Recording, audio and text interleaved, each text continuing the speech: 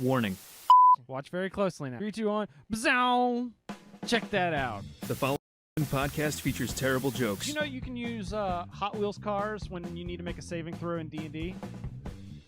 Every car is die-cast. Usually about board games. We want the fun. Gotta have that fun. Must insist that no one attempt to recreate any joke performed on this podcast. We had less technical issues than $1 Million Company. All right! This is Boards and Swords.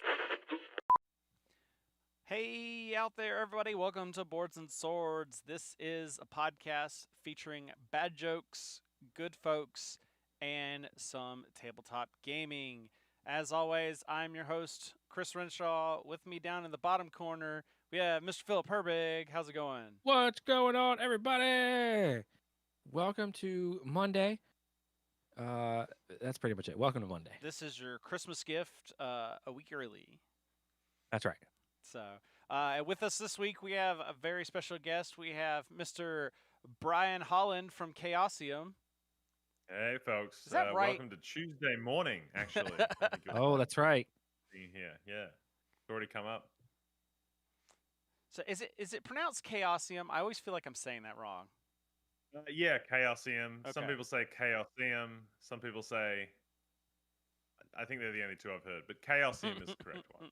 Chaosium. Brian, you had the perfect opportunity to butcher the name and he would have believed you there. I tried here. It's actually Chaosium. Yeah, I don't know. It's actually unpronounceable by the human. The brain can't. Exactly right. You need actually 7 tongues to do it properly. On theme. Awesome. Well, if people aren't familiar with your works or Chaosium, what might people know you from? Well, at Chaosium, we get to dream the dreams of dead gods and construct the world from its essential runes. We are a tabletop role-playing game publisher, most well known for Call of Cthulhu and also RuneQuest, dating back to, I think, 1979. I'm going to get in trouble with one of the old hats at work if I get the date wrong, but it's something like that. We also publish King Arthur Pendragon, 7th Sea, a number of other smaller titles. We're also very well known for our the BRP system. We sort of created that again back in the 70s with the master designer Steve Perrin. Basic role-playing BRP being the roll low D100 percentile system, which people recognize from a number of different different games. I should say out there. If you've ever played Warhammer Fantasy Roleplay, RuneQuest, Call of Cthulhu, Delta Green, what's the other one? Dark Heresy. Any of these games that use a D100 roll low system or a hit location chart. Yeah. That all stems back to Steve Perrin's design back in the 70s. So and pretty much all our games use that system. So I'd say that's what we're known for. Yeah. Nice. I did not know that Chaosium did 7th Sea. I always thought that was an independent, a different. That's all. It was independent, and Chaosium bought it from John Wick Presents. I think like 5 or 6 years ago now. Yeah. Gotcha. Hmm.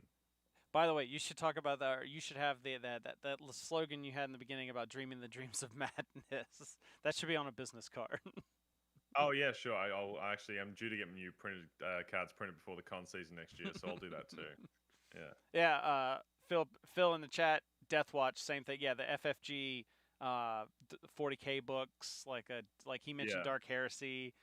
Black Crusade, Death Watch, Only War. All of those used that same. Well, yeah. So fun little fact. So Dark Heresy is a game I actually played before I played any Chaosium games. Probably back when I was 16 or 17, I would say. And it was my first time encountering what I would later learn is the basic role-playing system, where it's a D100 system. You're trying to roll under your skill, and each game that uses it has different variations on how that works. But I would then later learn, because I loved Dark Heresy, and then that spawned all these other 40k games. So they did Death Watch, Rogue Trader, the Only War, where you play a soldier, which was pretty cool, like an Imperial Guardsman.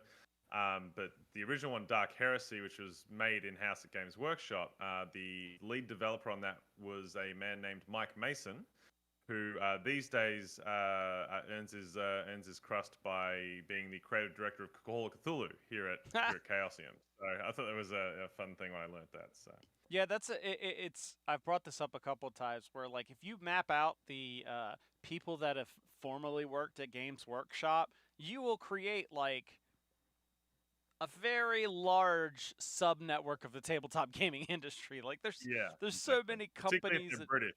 Yeah, exactly. All 6 right, degrees of separation from Games Workshop. you know what? Yeah, exactly. But we're gonna get back to some cosmic horror in a sec. But first off, we have some news.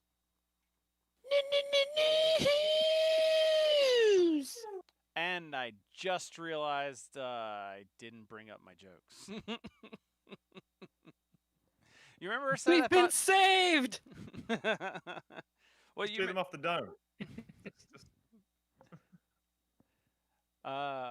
The first one. Oh yeah. So actually, you know what? I can actually do the first one now that I remember what this news story was while I'm pulling it up. So did you know that there is a company looking to make a space station that only does carnivals 24/7?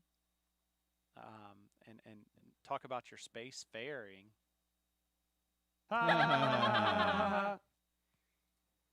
See, that was off the dome. It was probably written a little bit better.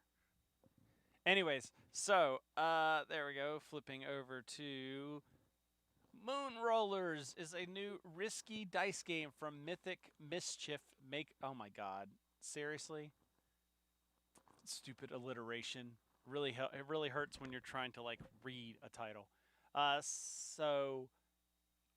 This is based on a game called Moonrakers, but I have not heard of that. That's outside my purview. But I saw the artwork for this, and I'm a sucker for space games, so I thought I'd throw it here. And there's dice. Look at these dice. They're so cute. But the studio behind Mythic Mischief just launched a crowdfunding campaign for a dice game set in the same universe as its science fiction shipbuilding title, Moonrakers.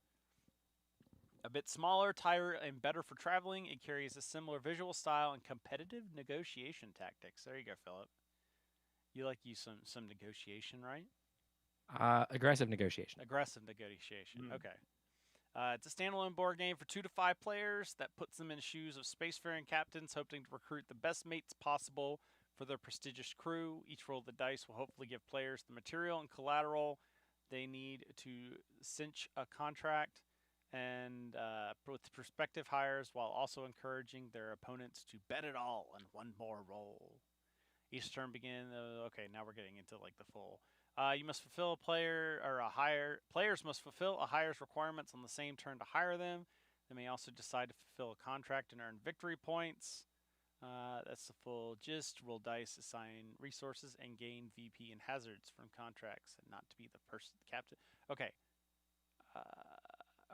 Yes. I was trying to figure out where does the negotiation pit piece come from. Okay.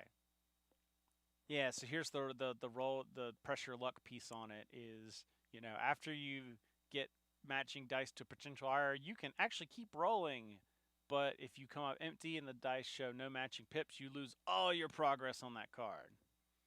So, it's now closed, actually. I just realized the story's too old. So the backer kit was active and will run through December 11th, but I'm sure backer kit does a lot of late backing stuff. So I imagine if this is still... You've probably got time. Yeah. If this is still interesting to you, then you will probably be able to get it. If not, then just wait for it to hit your local game store if it goes that route. Of course, with Kickstarters these days, that's not always self-assured. So It'll hit your local Target. maybe. All right. Moving on. If you like Japanese shows, this next RPG anime may be up your alley. That was pretty good. Philip, I mainly had to put this in here because they call it out Stargate. But okay, well, see, now I gotta read it. Yeah, Cyberpunk and Witcher designers' next RPG is about multiverse hopping ninja inspired by Naruto, Stargate, and Japanese myth. It's called Shadow Scar. So these are the people that made Cyberpunk Red and the Witcher tabletop RPG. So it's what is it? Talsorian, yes. I couldn't remember it. Our Talsorian games. So it's the first wholly original tabletop RPG from Cody Pondsmith, lead designer for The Witcher pen and paper RPG and co-designer of Cyberpunk Red, the latest edition of Mike Pondsmith's seminal 80s RPG. So rather than using the interlock system on which The Witcher and Cyberpunk were built, Shadowscar will use a new system called the Mosaic system, named after the multiversal setting of the game. The dice pool uses 6-sided dice, with players gathering a number of d6s determined by the combined skill and stat used for the test. Any results of 3 or more success, with 6s counting as 2 successes. This reminds me a lot of. There's a lot of that system is very similar to a lot of RPGs, somewhat. Dice pool system. Yeah, the kind of d6 sort of, you get this many d6s based on your skills, and you need X successes to pass a test. Yeah, that's like skill plus stat dice pool thing is also like Tales from the Loop I'm sure does that. I'm sure there's differentiations. Yeah. A lot of the Free League games do that. It's going to be a lot. This will not be where it's like The Witcher or Cyberpunk, where it's a lot crunchier. It's designed to be something you can pick up quickly and play very, very quickly. Not fully rules light, but a lighter experience. But did they talk about... here we go. Getting down to the setting. Shadowscar centers on the titular Shadowscar Agency, a secretive organization whose agents are tasked with protecting the multiple worlds of the Mosaic from the invasion of interdimensional monsters. 4 of the worlds will be detailed in the core rulebook, with Pondsmith expressing a desire to find the balance between making an 800-page rulebook that had a chapter for every dimension or a 300-page rulebook that had 1 page about every dimension. We have these multiple dimensions, and I really wanted to make them all feel unique. I'm focusing as much on quality over quantity. Let's see, what else we got in here? So it looks like the kind of game where you can have different worlds based on all sorts of different, different folklores and such. So, like a lot of the monsters look like they seem they're from 17th century Japan and Japanese folklore, but then again, like if it's a multiversal thing, you could pretty much pull anything from anywhere. Yeah. Looks like we're going to start with System Lord U, though.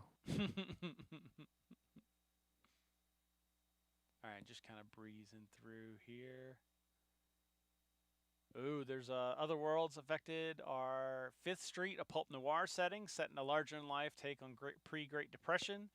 1920 setting adds a meta layer known as the narrative, an inward director-like presence that transforms the world as if it were a film coming to life. The steampunk world of Steel Court instead draws from mid-19th century Europe, imagining a British industrial revolution that used the fantasy technology to triumph during the First Napoleonic War. And then the last world will be detailed in the book will be Refuge. It's an alternate history 2030s, split from our timeline by a different outcome to the Cuban Missile Crisis that resulted in a stockpile of nuclear missiles exploding.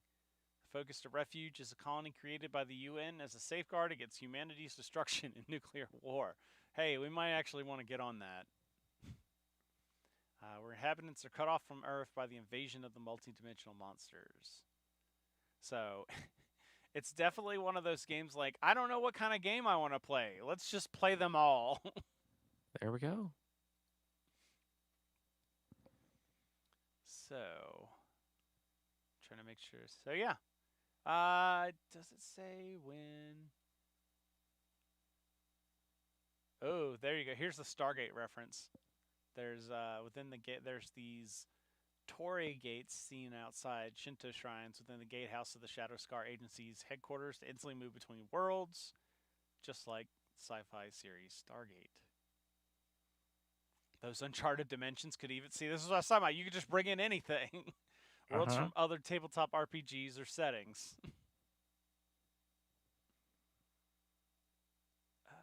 Did they say? Fuller? Okay, so the Shadowscar will release in 2024. core rulebook would be preceded by a quick start. This is very common. So you start your game off with kind of a quick starter guide or starter set earlier in the year with accompanying miniatures and accessories, also in the works for a fuller release later. Gen Con 2024, if all goes to plan. That seems to be. Yeah, they were teasing this at Gen Con this year, actually. So.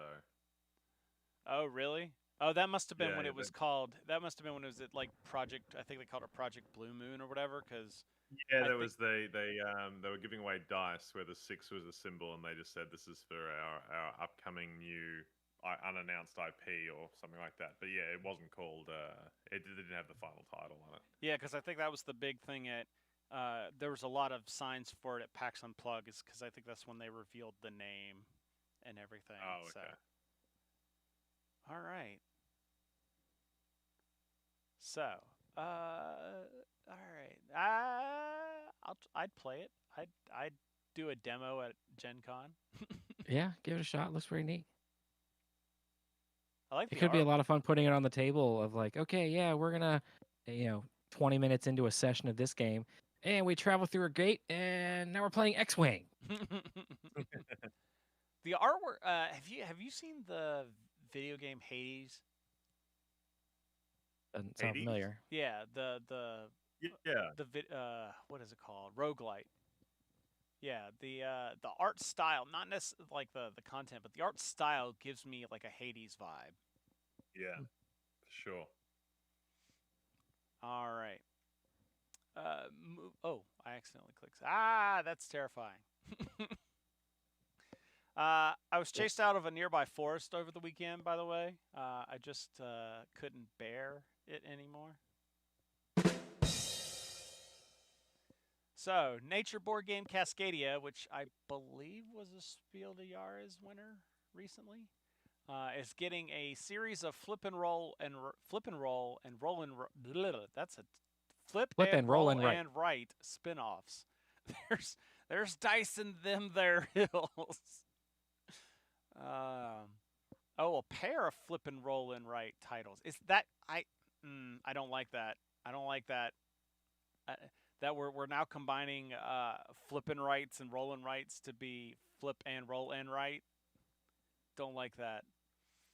Too many components. Yeah, too many ands. Too many different components. Yeah. Like it was okay when Railroad Ink did it because they just added more dice. Yeah. So, Cascadia Rolling comprises 2 standalone upcoming releases with similar rules and slightly unique content. By the way, when I made this, I first kind of giggled to myself because, like, when I see Cascadia, the thing I think of is Cascade, which is kind of like a rolling sort of. I mean, like, I don't know if the actual definition of Cascadia, but I kind of think of like something cascading down as like rolling down, sort of. So the idea of like cascading, rolling, just reminds me of like the Panera bread, where like Panera means like bread time. Okay. Anyways, just a piece of my mind there. Or chai tea is just TT. TT. Yeah. So think Railroad Inc. several different colored editions, but themed around rivers and hilly prairies instead. Where Cascadia encompass the breadth of fauna and geography that the Pacific Northwest offers. These smaller titles retain Beth Sobel's gorgeous naturalistic illustrations, but tighten their focus. Designed by Randy Flynn to support 1 and 8 players, when you combine both versions, the group will roll dice and collect wildlife and nature tokens needed to complete the requirements on the habitat cards. So yeah, now I might actually play this board game because the original board game was a lot. It got a lot of buzz, and I kind of felt like that meant I should probably stay away from it because usually games like that get a lot of buzz are very, what's the right word to say? Very meaty board games that I'm just not in the mood to play these days. He says as he plays Warhammer 40K. Warhammer, yeah, like almost exclusively. Yeah. Outside of Warhammer 40K, that I just don't really. In general, I have not really been playing many board games that are competitive. In general, outside of like Warhammer and minis games, Yeah. I've just not been feeling the need. Whenever I'm playing like a board game, I'm usually playing like a co-op game. But that's nothing new.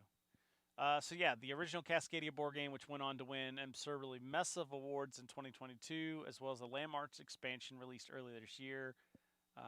That's talking about that. Cascadia Rolling is going to be a series, perhaps implying that Rivers and Hills is but the first stab at representing Cascadia's 5 key biomes. So both editions will contain a central die used to determine the round's unique rules and 4 environment sheets tailored to portray a region of the Pacific Northwest. That's cool. I mean, it makes it easy to expand your game when it's you're based on a physical location like that, where it's like, oh, here, let's just go to this other area in this same area or this other sub district and make a new game on that. So five distinct areas is what they're talking about. Yeah, Cascadia's five distinct areas. So like your islands, your plains, your mountains, your forest, your swamps. So I'm assuming Cascadia, the board game, has 5 biomes, and this is just a small subset that they're doing it on these games, and then other games might do the other 3 key biomes. Cascadia Rolling will launch a Kickstarter campaign in early 2024, ahead of a currently unknown release date. So yeah, if you love Cascadia, or if you've wanted to try Cascadia, but you were kind of intimidated like I was, now you have flip and roll and write. I hate that. Bothers me so much. All right, let's move on past terrible names like that. I'm just gonna say that every time you kept saying Cascadia, my mind defaulted to Cascada. Yeah. What is that? Yeah. Right? We know. Yeah. See, every time we touch, I get this feeling. Oh, yeah. Got it. Yeah, we can do it. Yeah. Wow. Okay. Moving on. If you put out a fire, is that fire now unmatched? See, I can do them too. Well, la-dee-da. So, we briefly mentioned The Witcher previously when we were talking about the Shadow Scar, but The Witcher's Geralt and Ciri are heading to the board game battler Unmatched. So Unmatched is a very popular game from Restoration Games. It was originally featured as the what was it? I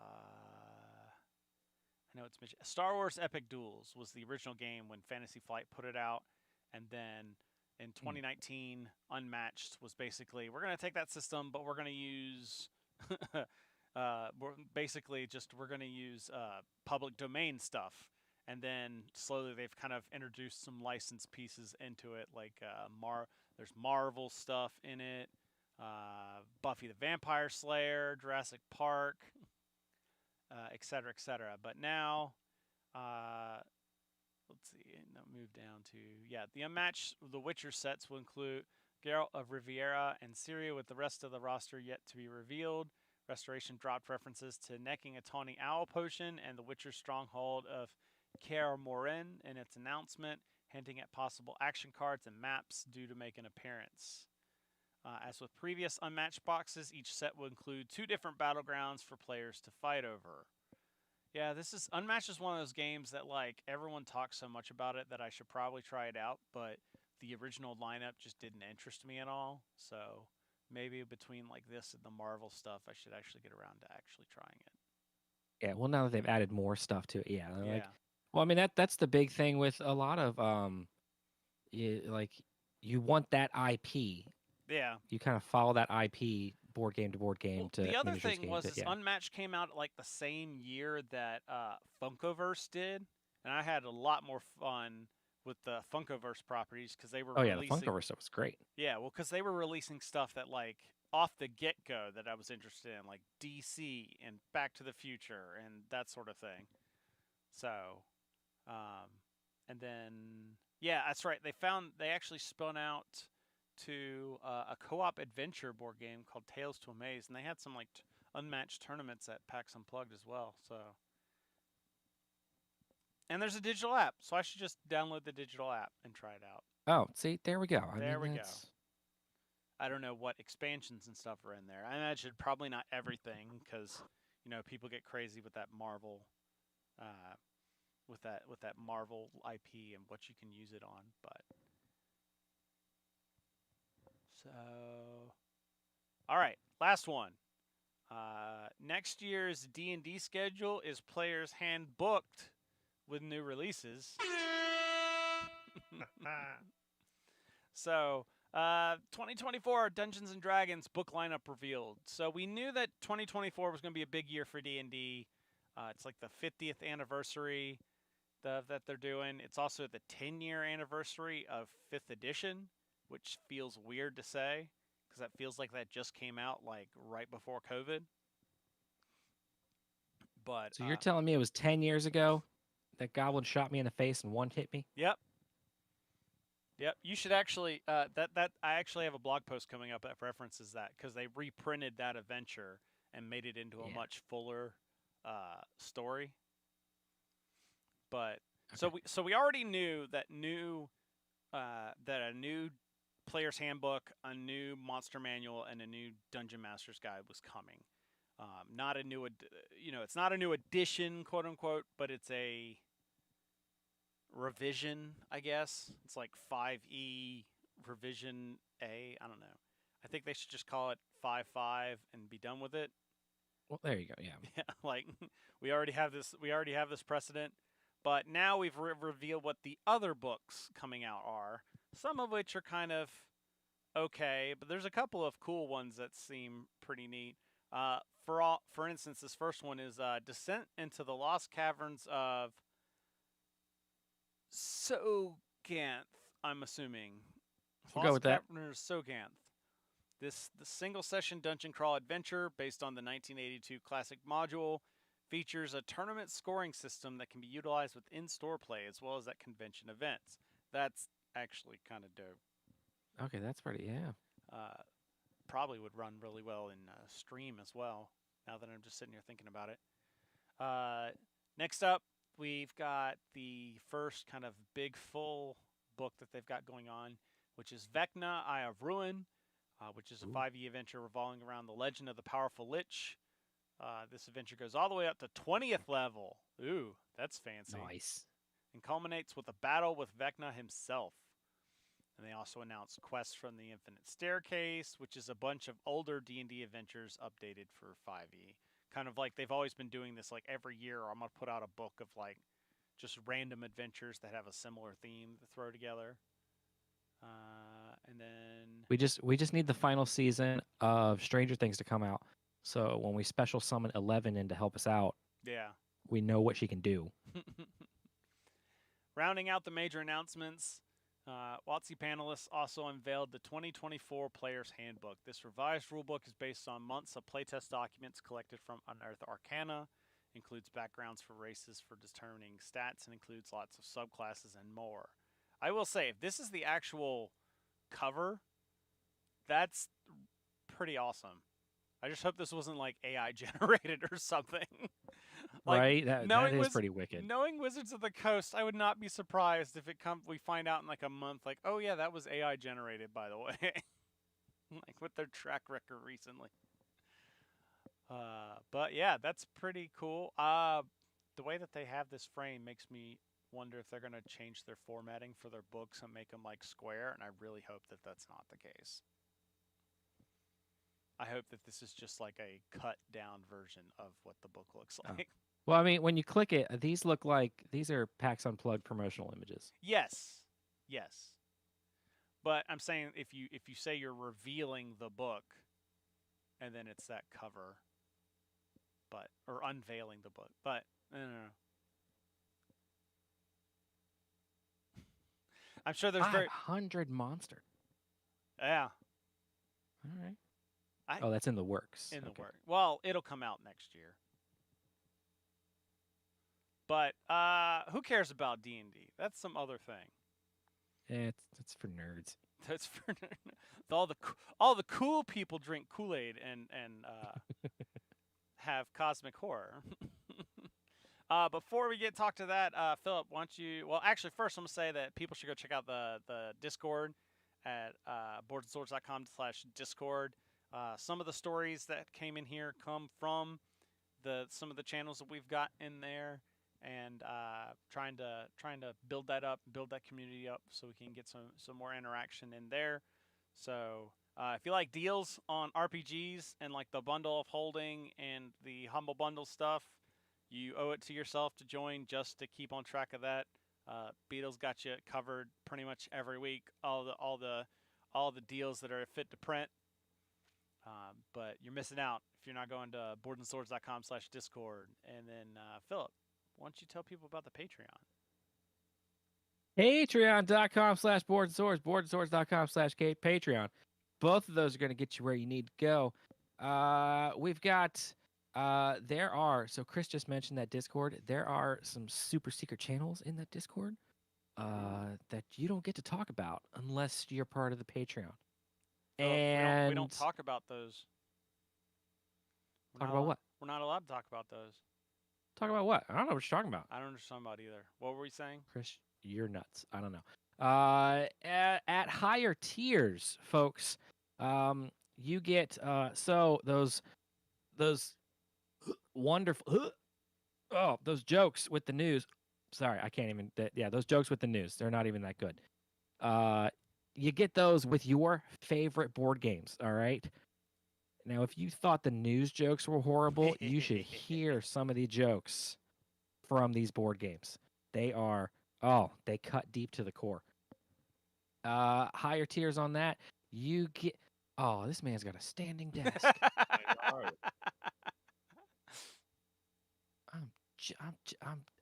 This.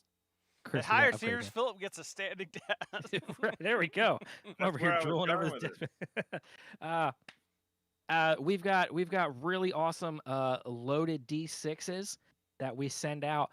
The trick is, guys, you don't know which one they're loaded on. All right, that's great. You're gonna be rolling 4s your entire session with these D6s. And then at when we get to our goal of, we've got a goal. And at that goal, $50. we are going to do a live playthrough of Love Mutants of Castle Heartache. That was 2023's Dungeon Crawl Classics Valentine's Day Special Edition. And unless next year's comes out and it's even better. That's for we'll do them both. We'll do them back to back. Okay. All right. We'll make it a campaign. Legacy. That's the word I was going for. We'll just make it a legacy campaign and just go right through. Yeah, right there. That's me on the cover. You're welcome. The model was super sweet. She's awesome. And that's what you get with our Patreon. Patreon.com/boardandswords, boardandswords.com/Patreon. All right, and with that, we're going to turn it back over to Brian, and we're going to talk about some Call of Cthulhu. I want to hear more about the weird love nest dungeons. Can we keep it there for a bit longer? Oh my gosh, that game looks. I've briefly skimmed through it, and like there's even Valentine's. Do I have it behind me? Yes, I do. There are. You've got it. Yeah. Well, is it here? Oh no, you've got that. Pull the file up so I can put it on the screen so everyone can see it. Well, I got. Wait, where is it? I thought I had it. Oh, there it is. It was reflecting. The screen. It's reflective. Oh yeah. Oh wow. Yeah. But there are Valentines in here. Like it's just so much fun. Right across from the TPK's page. Yeah. Yeah. Oh man, this reminds me of like this page reminds me of like Boy's Life. Like in the back where you'd have like all the things you like fill out, like you fill out in mail and send it in the mail to get like Oh, that's right. Get Get blueprints to build your own hovercraft That's out of your exactly what mom's I was vacuum thinking. cleaner. I was exactly thinking of that, and the X-ray glasses and all that stuff. Yes. Oh my gosh! If you really need to see something warped. Speaking of warped, so Brian, how long have you been at Chaosium? So I started as a consultant at the end of 2019, and I've been full time since 2021. So I'm not a mathematician. However long that is. Working backwards from the heat death of the universe, some Yeah. amount of time. So how long have you been playing? How long had you played Call of Cthulhu before? Like, were you a big fan of it before you started playing, or? It wasn't honestly. It wasn't my main game. I think my first Call of Cthulhu experience was in 2017 or 2018. But then I did a lot of sort of retrofitting of things. Like I said at the top of the show, like I realized that Dark Heresy, this game that I was obsessed with, has the bones of Call of Cthulhu in it. And then I started playing RuneQuest and that, and then I from there went on and. I was doing a lot of work in the industry at the time, so I was doing a bit of work with the folks at Modifius, and I was working for Paradox Interactive doing Vampire the Masquerade 5th edition as well, sort of freelancing all through the place. And then, Chaosium just came through with the goods and said they wanted me full time. So Nice. that's where I am. Yeah. So what do you like? So you said you've played that system enough. Is there a mechanical reason you like that, or did it just happen to be the games you played had that type of system? Well, no, I've got the games I played. I've got a hold on. Can I move this? That's my gaming shelf over Nice. there. So I've got quite a lot of games. I think there's a copy of Dungeons and Dragons 5th edition in the corner somewhere. But my point is, I play a lot of non D20 games.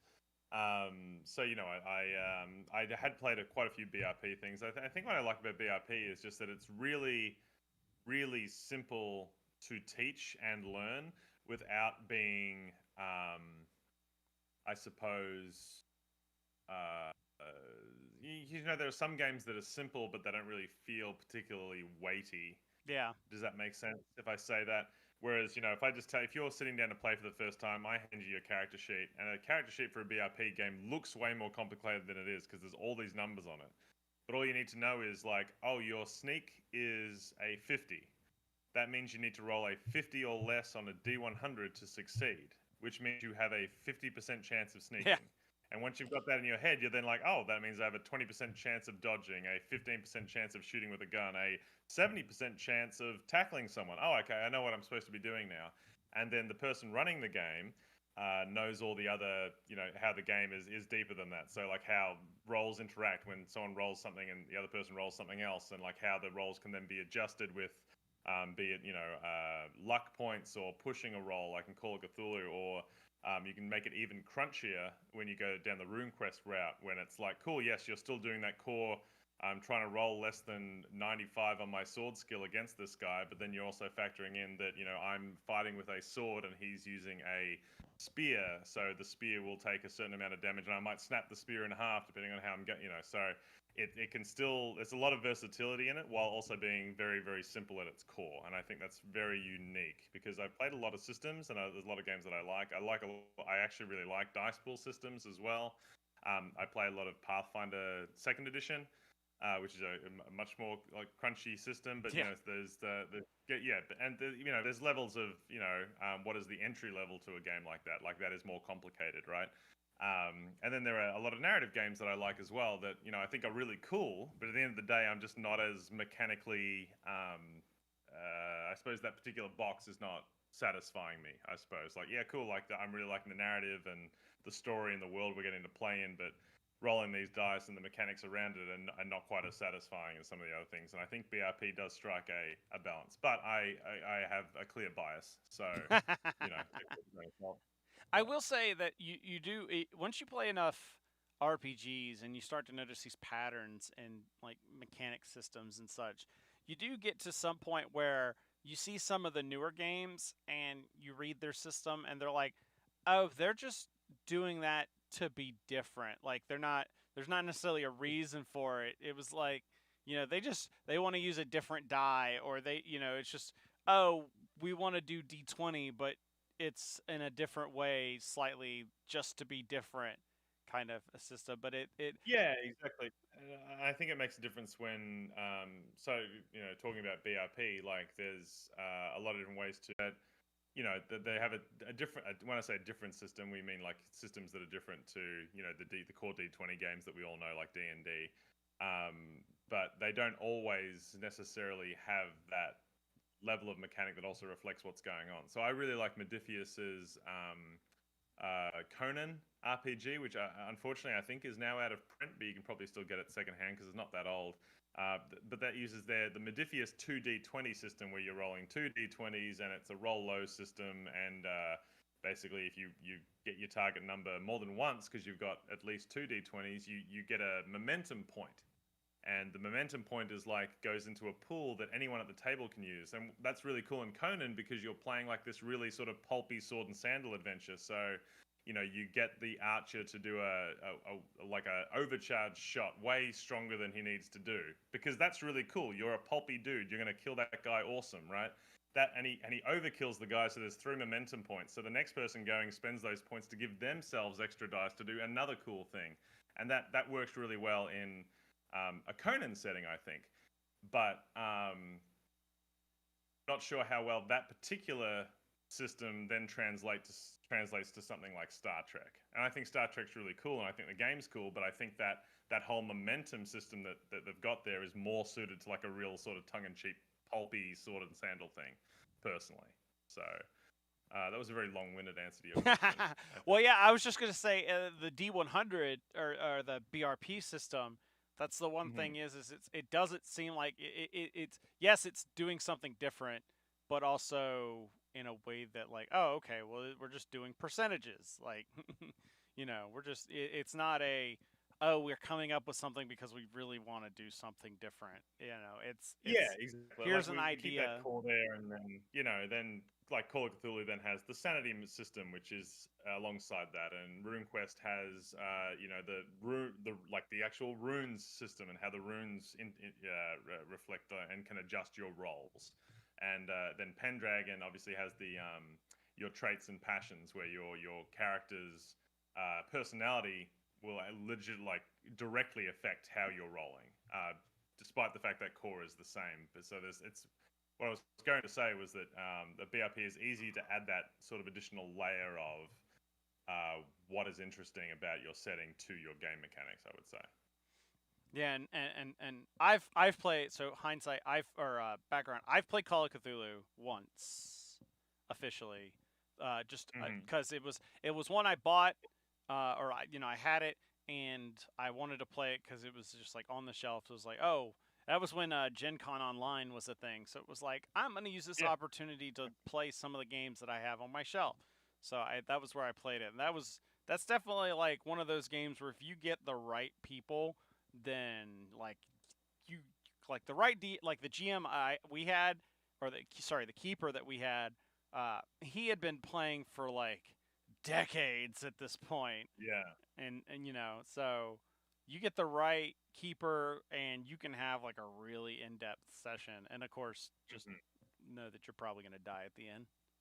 Yeah, it's a horror game, and that's the cool thing about one of the things I really like about Call of Cthulhu is that the fact that so many of the scenarios are sort of one shots. There are some very big campaigns and small campaigns as well, but there's so many of them being one shots. You actually then get people who will, when you're playing it, you will be like more of a no holes barred role playing thing. You're like, cool, yeah, I will stand in waist deep water and try and fix this electronic generator because I'm probably going to die at the end of the story anyway, and this will make for a more dramatic moment. Go big or go home. Yeah, exactly. Yeah. Or go big or go insane. Yeah, and that's where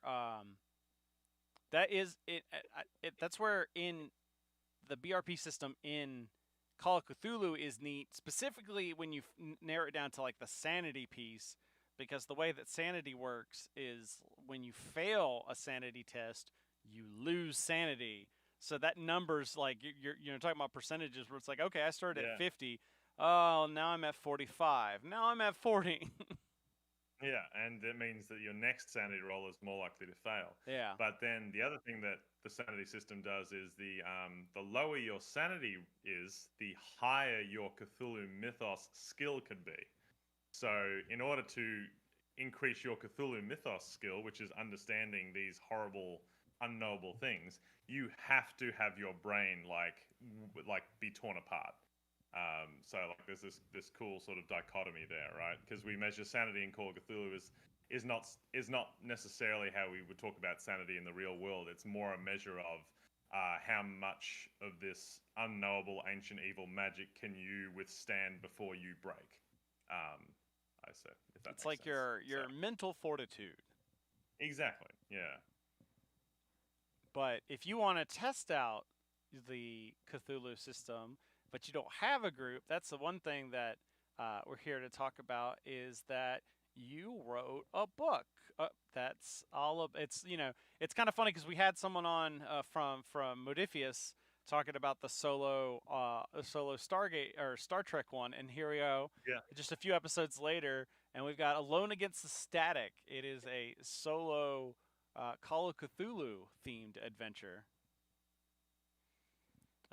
So, Yeah, that's it. although, whereas I think, just kind of doing a compare contrast, I believe the way that the captain's log was written, it was more of like writing prompts type of thing. Whereas this, it was as I was kind of following through it earlier today. Just kind of, I wanted to get a playthrough of it in, and I was like, oh, this is very much just a choose your own adventure book, but with some dice rolling involved. Exactly. Yeah.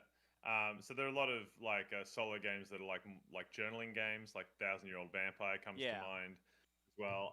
But our Call of Cthulhu solo games definitely harken back to like the fighting fantasy type choose your own adventure stuff. Oh, when I was a kid, we had the Goosebumps choose your own adventure books when Yeah. we were young. Yeah. They were Yeah. cool.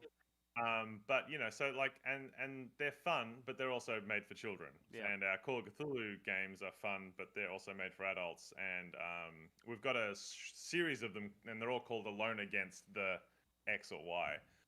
And the first one was, I think, back in the 80s, and it was called Alone Against the Dark. And that's actually a full campaign.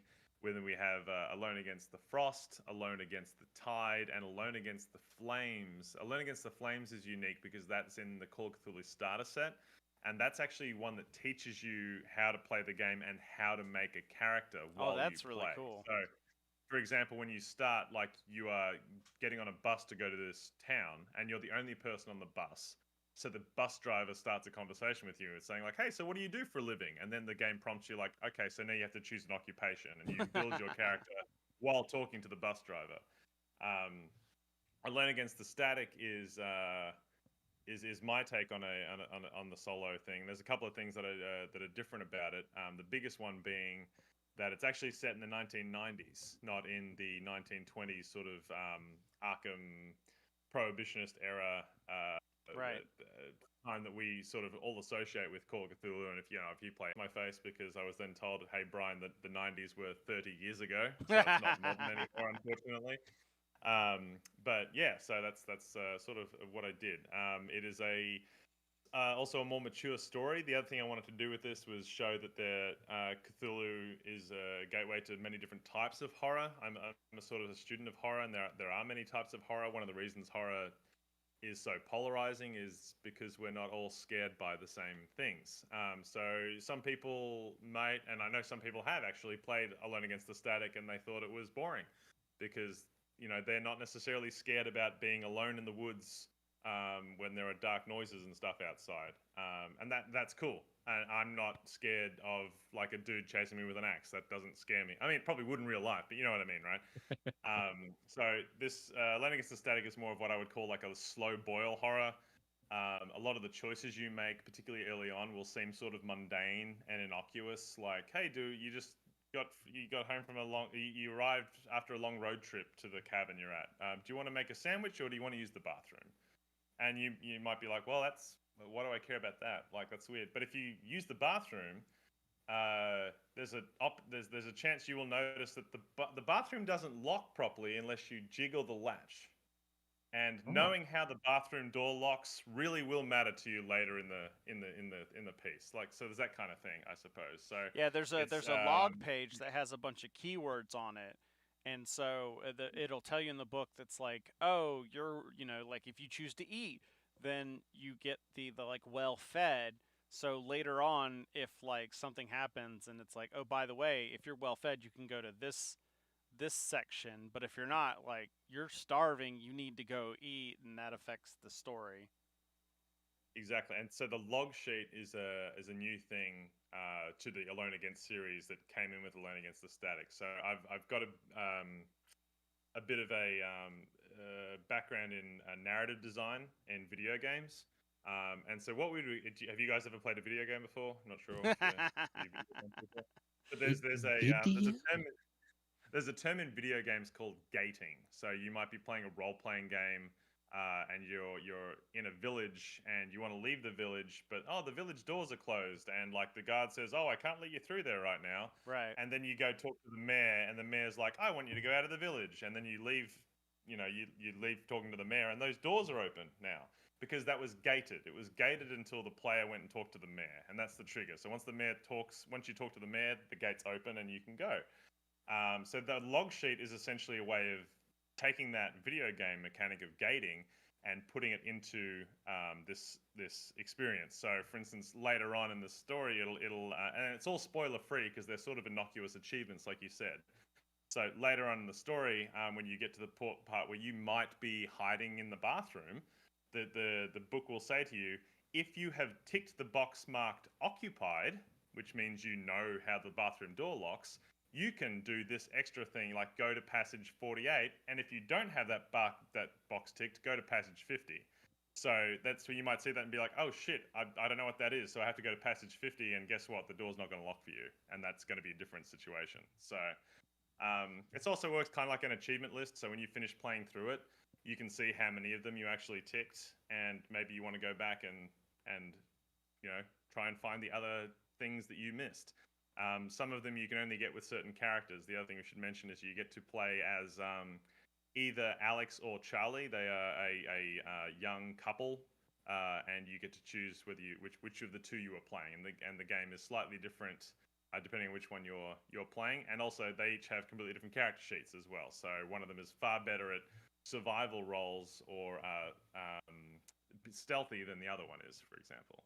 So I had a question about that because I know it's designed around Alex and Charlie, but the way that the book is set up, could you bring your own Call of Cthulhu character in? And granted, it doesn't completely match up because the story's tailored to them. But if you had your own, you created your own character with their own stat list for a lot of the roles and stuff, you could do those pieces of it. Oh yeah, for sure. Look, yeah, there's no reason you couldn't do that. The only thing I'll say is that, I mean, apart from the narrative of the story being about this young couple who are on the rocks, the character sheets that come with the story are also designed knowing which roles are going to come up. Right. So you might make a character that says, you're like, oh, I'm a baseball player and I've got a really high, I don't know, jump skill, and like I'm gonna basically, and if you're playing a regular role-playing game, you can always find reasons to jump on stuff, but if you then take that guy into this story, you could still play it and the roles will come up, but you might be like, oh, I never got to use jump, and when the game asked me to use spot hidden, I didn't put any points in spot hidden, so you might be more likely to fail certain things. Yeah, I was just thinking that if you get the book and like you've gone through it a bunch, playing it with the different characters, just another reason to pull it off the shelf and be like, but what if I took this character and put it in here? How would they fare? Yeah, you can next level it if you play it enough and you know which roles come up. You can just make a new character that's excellent at all those things and really crush it. But if you are interested in doing that, some of the other Alone Against scenarios that are available, actually part of it is creating your own character. Like Alone Against the Flames, for instance, you make a character in that one. So, yeah. And the other thing I want to say is, it isn't the other piece that I saw, or when I was going through it, is what makes it different from one of those choose your own adventures is that there is dice rolls. So you have the character sheet, and you'll come up to a prompt where, like, you want to grab a weapon.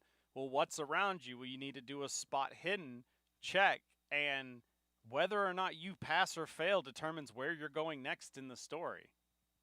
Yeah.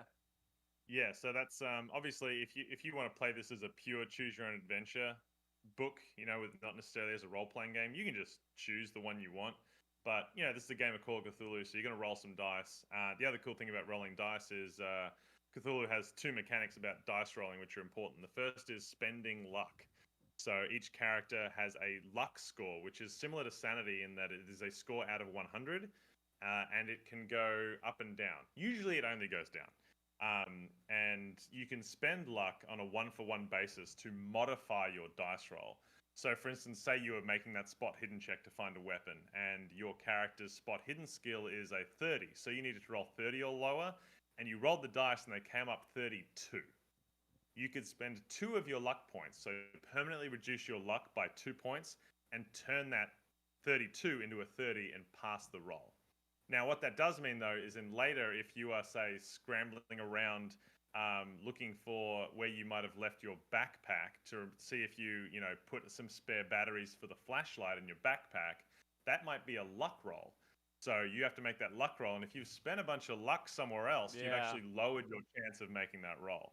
The other thing that comes up with dice rolls in Call of Cthulhu is the mechanic called pushing your roll. And this is the thing that enhances the horror element of Call of Cthulhu. So in the proper full game of Call of Cthulhu, if you make a dice roll and you fail it, you can ask the keeper, the person running the game, if you can push the roll.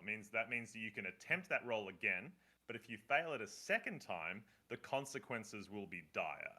And so that means it puts the onus back on the player, like, it creates this extra tension. There are some roles, not all of them, but there are some roles in Alone Against the Static where when you fail it, you'll go to a different passage and you will be given the option to push your roll, make your roll a second time. And the game will tell you, you'll make your roll, for instance, okay, you're looking for that weapon, you failed your roll. If you would like to push the roll, you can make the roll a second time, but if you fail it again, you will be out of time. Like, you won't be able to find anything and you'll be actually worse off than if you just fail regularly. And it gives that player that extra sort of risk-reward vibe, I suppose. Yeah, this is what I was going to bring up beforehand. I got super excited because post Gen Con, we haven't really been doing a bunch of RPGs because there's a bunch of trips that people had, and it just got to the point where we broke out a habit, and then your group never gets together. But I had bought some really nice dice at Gen Con, and I'd only gotten to use them like a handful of time, and so we were when I was running at that, I was like, yay, I get to roll these dice. I haven't had that many chances to roll them. Yeah, for sure.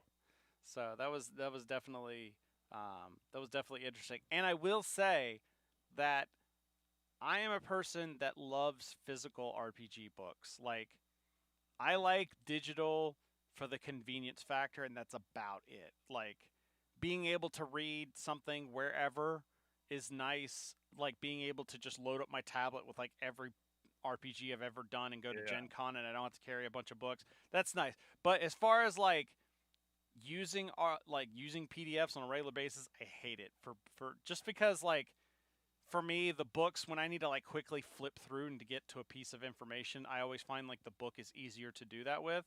Like, the physical book is easier to do it with. It's like, oh, I'm just gonna like quickly flip to this chapter, whereas PDF sometimes there's loading between each page and stuff. However, I will say I was very much impressed with the way that the Alone Against the Static PDF was, because all the like, you did this, go to this thing, they're all linked, so that when it's that is very nice. go to number 137, well, you can click 137 and it'll take you to that page, and so you aren't flipping back and forth between this book to where you can just kind of click. You can literally do a speed run. Yeah. You can speed run.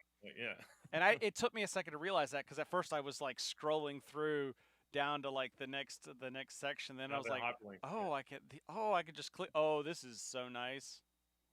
Yeah, it's pretty cool. The layout team did a good job for sure. I'm very happy with it. And then there was some. Well, Chris, one of the things you can't do, all right, with your physical book is, can you tell me how many times the word static appears in that PDF? I mean, I could. It would just take a lot longer. It's 212. That's good.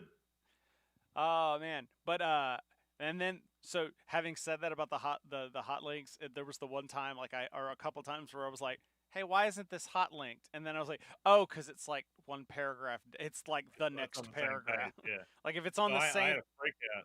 Yeah, the day before it released because I was just clicking through it. I said, "Oh, a bunch of these hyperlinks aren't working anymore," and I freaked out the editor. And he said, "Oh, what do you mean?" I'm like, and he's like, "That's because you're already on that page, so it can't link you back to that page." I'm like, "Oh, okay, that's good." So So what I imagine this it's got to be a challenge to write something like this because you've got to put in the forethought of like, and I almost feel like I just have a vision of like a huge tree basically where you're having to write every yeah. possibility of this. What was that like? The creation of it. So again, because I've got a background in narrative design for video games, I actually had the tools to make that a lot easier. So my heart goes out to the poor guy who wrote the Alone Against the Dark campaign, which I think is like 400 entries for Choose Your Own Adventure. And he wrote it in the 80s, and he literally did it with post-it notes and string, like a conspiracy board from Always Sunny in Philadelphia. So there's a program, and it's free, and I highly encourage anyone who's interested in writing branching narrative uh, look into it. It's called Twine, and basically it recreates that post-it note string thing, but it does it all digitally. And it's yeah, when you're writing a branching narrative, you start at a point, and then you taper off, and you taper off depending on how many choices you make, and then you eventually have to come back to another point, right? Because you have to be, if it's going to be an ongoing thing, because one of these branches might be like, oh, the story ends on this branch, but you can't do that when you're writing a long form version of this. So I could have done that if I wanted there to be a chance that you actually could die in the car crash in the first 2 pages of the adventure on the way to the cabin, right? But that's not satisfying. If there's going to be an ending, I want it to be as satisfying as possible. So what Twine does is, so I mean, when you're writing it, so I've got an idea of what's going to happen, and then a lot of people approach this differently. Me, when I'm writing creatively, I don't plan whole cloth. I have an idea of where we want to get to, and then particularly if you're writing dialogue between two different characters, it'll change because I want to give the player as many opportunities to make a choice as possible. I don't like video games that make me read a lot of anything or watch a lot of anything before I can do anything, and I don't like choose your own adventure stuff where there might be like a 6-paragraph long thing before I get to do something. So I want to do things as frequently as possible, and I think that keeps the player engaged as well if they're doing things more often and making choices. So I generally try and give myself a limit, but things taper off quite a lot, and then because the story itself, this is not spoiling anything, is sort of in these different acts. So there's an act, so there's sort of like a 4-act structure, and each of those acts have a beginning point and an end point, and the middle is like that big, ridiculous sort of web of whatever is going on there. I'm not sure if you're set up for like a share screen thing on this Twitter, but I could on this Twitter, but I could show you for an example of what this sort of looks like. If this works on stream, is there a share screen option, or is that not going to? So if you go in the Discord, there should be a share screen option. Is it? Sorry, this is Dynamite podcasting. Am I looking at under camera? Is it or broadcaster? It is. Is it? I believe it's a separate thing. I'm just hold on. I got the suggested activities. Oh, So I've got on the left side of my screen there should be toward the bottom video connected. Screen. Okay, sure, Yeah. sure. I see. All right. So this is go live. Maybe is this? Yes, that's it. Yeah, that's good? it. Okay, so you can see this. So this is actually Alone Against the Static, right? Hang on. And that's where it starts. So this is starting for one character. That's starting for the other character, and you can see how this. I mean, if it's on, is it on the stream? And then I'll spam along. Let's see. Oh, there. Hold on. There it is. I just have to click watch stream on. That's okay. Yeah. We love a visual medium. Okay, this is close enough, right? But this is Alone Against the Static, and you can see how the branches all go out and come together, basically. So each one of these, if I click on this, tells you what's being said here. Lose a sanity point, then go to 91. And there's some very basic coding that goes in, so anyone can do it. It's literally just putting things in square brackets.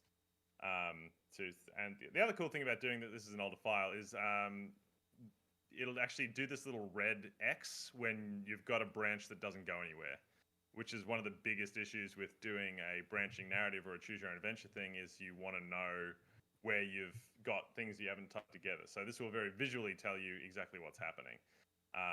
So yeah, this is what it all looks like, and it's so it's somewhat hectic. It gets more hectic than it does in other places. So I was gonna say, yeah, and then there's that one line that just keeps going keeps all going the way through down. it. Yeah, yeah. So and it continues, but yes, that's so that's an example of what it looks like in the back end. It's still a little daunting, and you don't want to have everything only in your twine. You want to have a running document as well, because that's what people read, and you want to make sure it makes sense. So yeah, it's a very different beast to running a regular role playing scenario. That's for sure. Oh, hang on one second. Sorry, I was setting up stuff so Yeah. it was a little bit clearer, and now I'm closing that stuff out. That's right. That Sorry, was buddy. actually kind of neat. Jumped you on Yeah. that. Yeah. So what was it called? String or It's twine? called Twine. Twine. Twine. You're The close, website yeah. is twinery.org. Nice. Yes. That is actually really cool. Yeah, and it's I also noticed some very D&D railroading on that right there. Oh, It's exactly like, what yeah, it was. Yeah. there's these Yeah. 12 different options you can do. They all go to this page right here.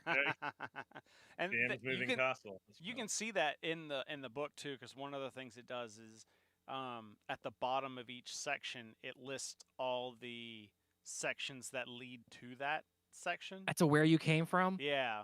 Yeah. Okay. So that's the thing. I'll just let you behind the curtain here. I actually didn't want to do that. That was an editorial decision, because apparently there are people who like to do the equivalent of save scumming when playing these games. They like to be like, oh, I got here. Oh, I don't like that choice. How do I go back and choose a different thing? And that's cool if that's how you want to play it. That's fine. But no, that was something I didn't want to do. But well, it was more just because there was a hell of a lot more work as well. Yeah. But, yeah. Yeah. I will say though, Man, it with was the Goosebumps books. With the Goosebumps books, I was using my entire hand. It Yeah. was like, nope, this is this one here, this one here, this one here. because it's like up the end. I gotta go back. So go back. Yeah. But I will say it was helpful in the sense of there was one time where it was like, crap, was I supposed to go to 137 or 138? Like, Well, yeah, that is handy. Yeah, if you missed the notes. and look like, oh, that's where I came from. Okay, this is the one I got to go to. Mhm. But it looks like the PDF version. I pulled up the hardcover before and it was $30, but the PDF version is only $15. That is that is a steal right there. And also, if you buy the hardcover from Chaosium.com, you get the PDF for free. So Nice. you'll get the PDF immediately, and you can start playing. That's just like all of our stuff you buy from Chaosium.com. You buy the hardcover, we immediately send you the PDF, and you can dive in right away while you wait for your hardcover to arrive. I love when nice. companies do that. I hate when companies make or like I'm okay with like Paizo does where you have to buy it separately, but it's only like $10-15. Like that's okay. Yeah. There are certain Overpriced. other companies that make you pay full price for the digital, and I'm like, that's Yeah. Wizards no, of the I Coast. wouldn't. That is a little unacceptable. Yeah. And even then, that's it's my not thing. a PDF. It's Yeah.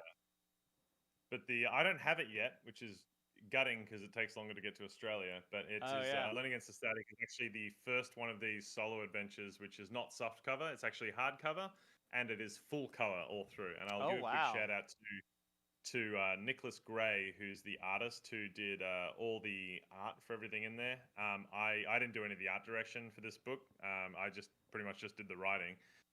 But I will say it's a really cool thing when you as a writer is to see when there is art done based on stuff you've written. It's really cool. But it was so creepy because I don't overly describe things when I'm writing. So I'm writing about the secluded cabin, and I can picture things where they are in my head, but I never tell you specifically, like, 3 feet to the left of the bed is where the round kitchen table sits. I'm not trying to map out exactly what Right. something looks like. But what was really creepy is that when I saw the finished art that Nicholas did, and I've never spoken to him, it was almost a one-for-one with exactly how I was picturing the layout of the cabin, and it was just really weird. So I thought that was pretty cool. But he's a great artist, and he's from Ireland, I believe. So yeah, thought he did a really great job. Yeah, I that was one of the things that I saw. The art is not, it's not like every page is illustrated, but there are a couple, like every now and then you'll see like a thing over on the side, like a, off to the side. But there's a couple of points where, like when some really impactful scenes happen, where there's like a lot bigger picture, and it was just like, it was a little bit more, it made the art a little bit more impactful than than just having like, oh, here's just a flashlight over off on the side. Yeah, he's done some good like scene setting pieces. I would say he did a really good one of the. I'm not sure if you saw it, but there's a chance you come across a deer that's got like a sort of disease on its face. He did a really good piece of that, which was pretty cool.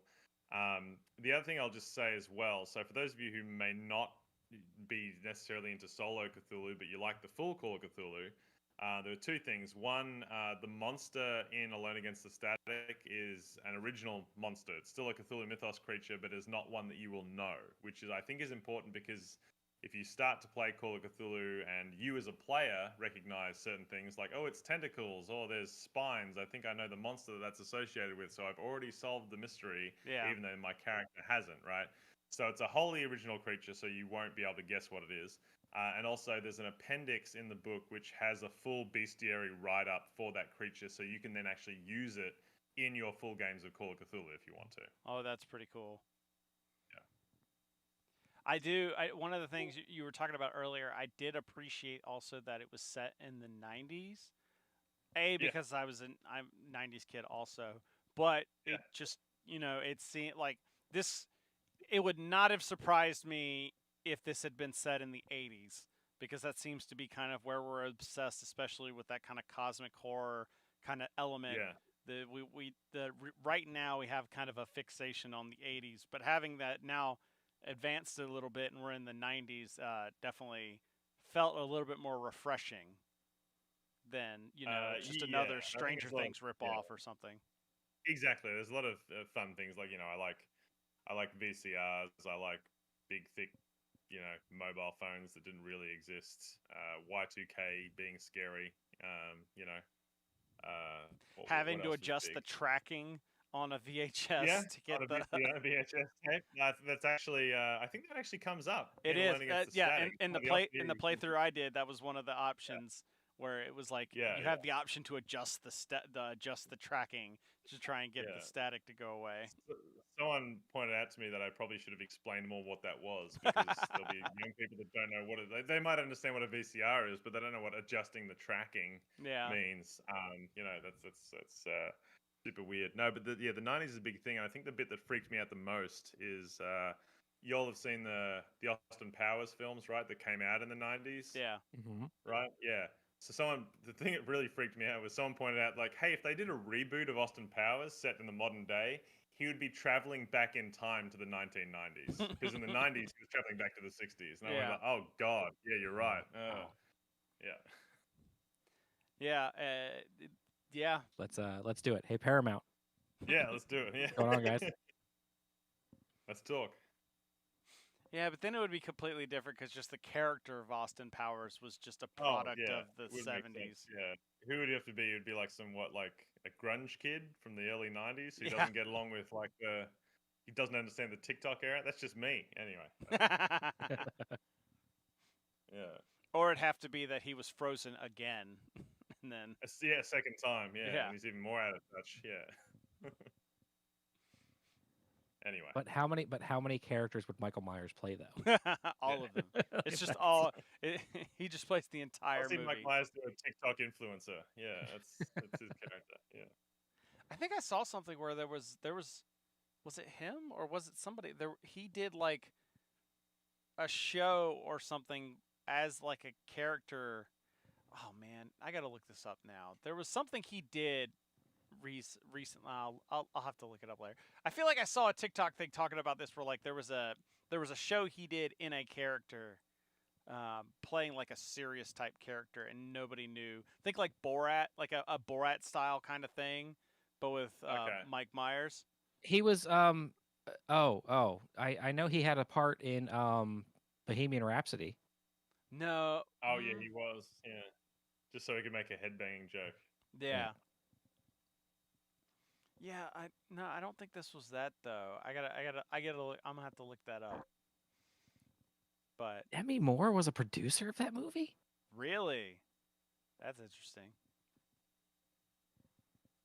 Oh, But it was Warner Brothers. That's what I was looking at. It was like Warner Brothers okay. did that. But yeah, especially like if I scroll down, I saw this at the bottom of the page here. Let me flip back over to here, and it talks about some of the other related products. So especially if you get Alone in the Static and you like that, then you hear, like they say, there's the Alone Against the Tide, Alone Against the Frost, and then the Alone Against the Dark. So Yeah, so that's what's the suite of them. what's And next? Alone Against the Flames comes in the starter set. Right. Ah.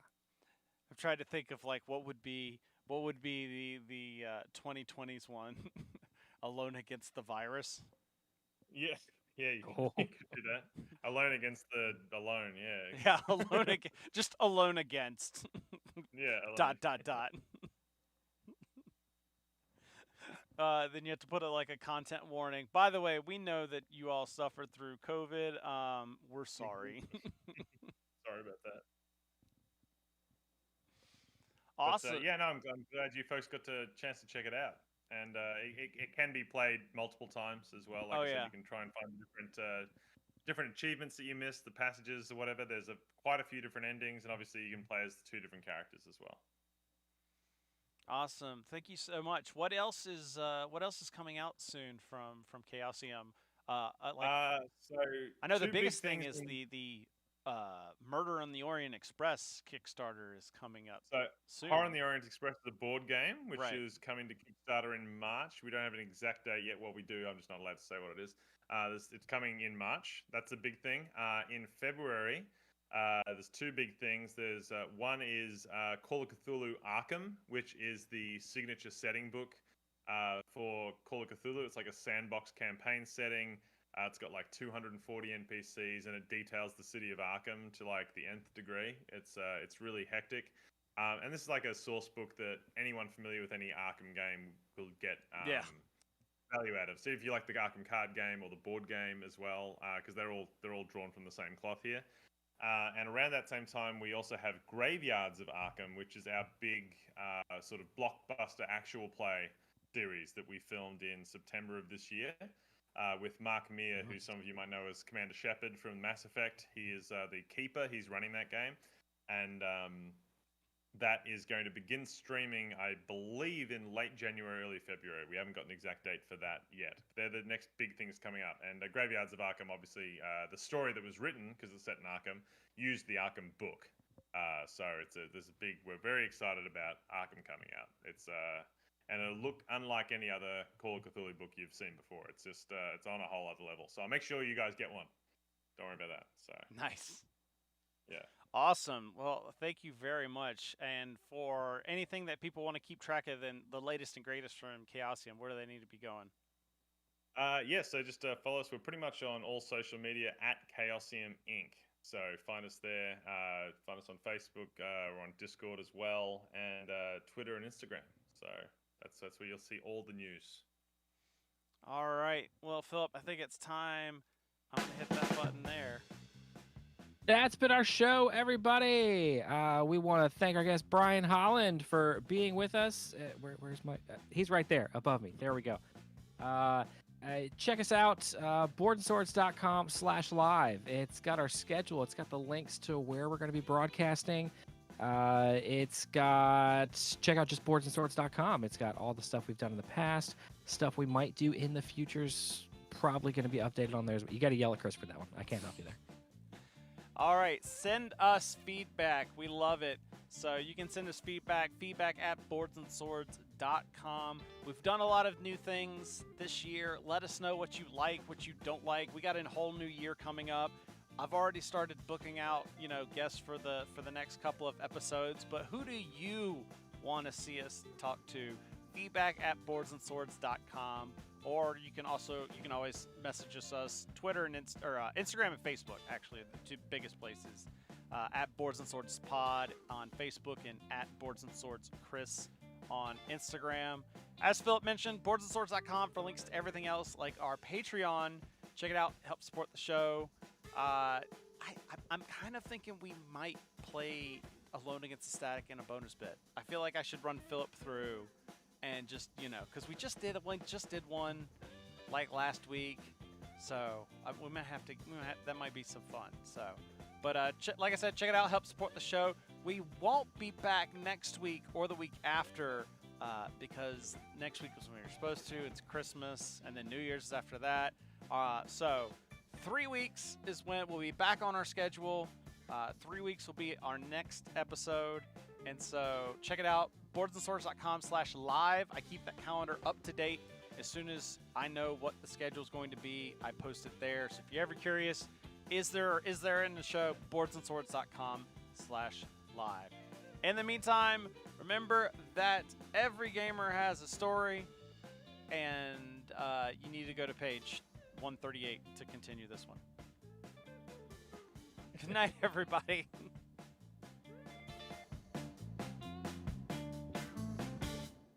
That's always convenient.